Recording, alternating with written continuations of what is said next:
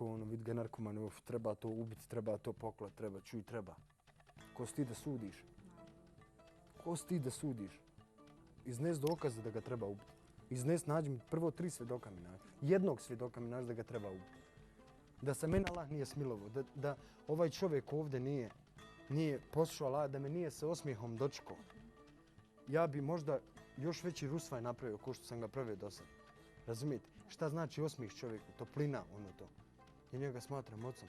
Meni džaba, svi mogu doći. Moj rođeni babo isto vlastit. Niti ga mrzim, niti ga volim. Ne poznajem ga. Ali njega poznajem. Poznajem ga svaki dan više.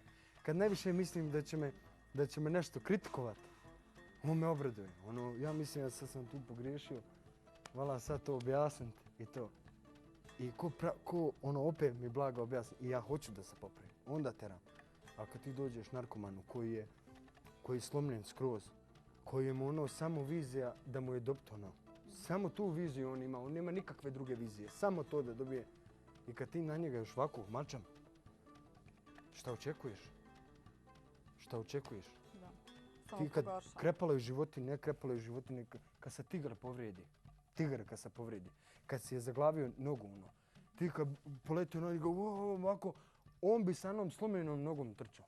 To sam gledao, on slomljenom nogom trči. Da. A kad onaj dođe polako, ovako, onaj me tigru, on velik, onda on osjeti da mu želiš pomoći. I onda te ostavi.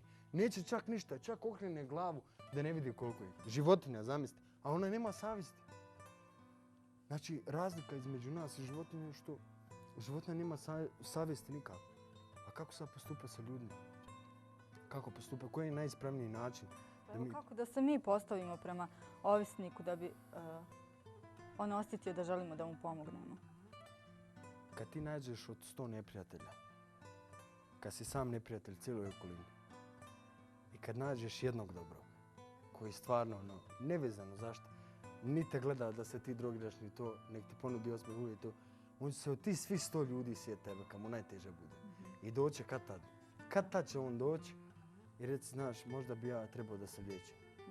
Ali ja vam kažem, 90% narkomanije, 90% narkomana svi imaju želju da se probude bez krize. Sve i jedan. Evo da ih sad posljedno da ih pitam šta žele, samo da budem čist. Kako izgleda kriza? Kriza? Pa znate kako ću vam reći, to je ono kako da vam objasnim, znate kad bi eksere pojeo. Eksere pojeo pa još pola kile kamenjaka pojeo. Tako nuždu vršiš. Ja sam znao krvariti kroz crijeva, znači ja sam jednostavno pišao nuždu krv. Znači sva crijeva su mi bila prodere, znate kako ekseri prodiru. I sve kaplje osjetiš kad sjediš na onoj škuljki da ti kaplje krv. A znate kako je teško obaviti? Ja bi više volio da su me tukli 8 sati nek samo jednu nuždu da obavim. Koliko je to teško. Kad povraćate bubreg kompletan, znači bubreg od krize, bubreg, znate šta kad ispliješ, kad vidiš da je bubreg, tačno znaš vidio s komadići bubrega. Tad vas ja pitam. Jer u suštini je ovako, ti na početku nemaš osjećaja za glad kad uzmeš. Nemaš nikakvog osjećaja za glad. A znate šta se kasnije desi? Moraš uzeti hranu da bi jeo. Znači moraš uzeti drogu da bi mogao jesti, funkcionirati, pričati sa ljudima i to. Razumijete? Onda počne drugi stvari. Ja možda nisam isključio prodavao i stvari to. Ali sam otimao. Znači svašta je tu bilo, svašta te onda navede, znate. Onda ti sam sobom pričaš, ne više šetam, prokleti uradio svoj posao. Ti si strovalio rupu. I sad se ti sam vadiš. I sam tražiš da bi zadovoljio to u sebi. Da, hvala Allahu, evo izašao si na pravi put. Hvala Allahu, nikom drugom. Da. Kako je, evo sada? Sada? Da. Kažem vam, vi me samo podsjećajete na to. Ja živim skroz... Evo ja želim sad da govorimo o sadašnjosti, ostavit ćemo po strani prošlost. Evo pa sad nećemo više se vraćati na tu temu. Sad je stanje ovako, imam divnu hanumu. Oženio sam se, pravo divnu ženu imam. Ona je upućivala dove ja, tako da smo se sastali. Hvala Allahu. Imam divnog, ja ga mogu nazvati i ocem zato što je puno uradio Allah ga je puno upotrijebio za da bi moj život išao kako treba. To je Ismet moj očuh, ali ja ga babo zovem i rijez babo. Imam zlatnu mamu, ters, ali je u dobrom namjeru, sve okrene na dobro, znate mi. To. imam pošto pišem tekstove i to, sad sam potpisao, sutra potpisujem ugovor za BH televiziju, znači to, da se uradi ta ploča, pošto i to volim. Završio sam akademiju za kuhanje, vozačke imam, znači sve mi je Allah dao, sve mi je Allah sad otvorio na raspolagu, znate. A što je najbitnije, dova je vrlo bitna.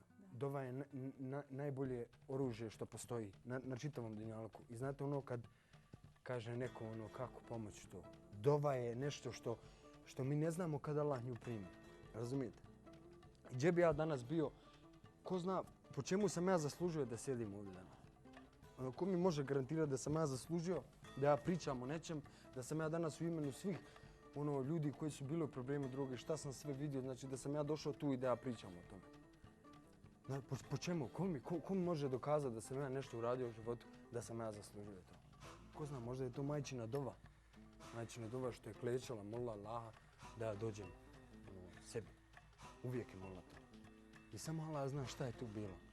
Ali na meni je sad trenutno da vam kažem, ovaj život što sad vodim ovu brigu, to je skroz nova okolina za mene, skroz. Znači, ti apsolutno ne razmišljaš o drogi, nego se liječiš od drugih bolesti.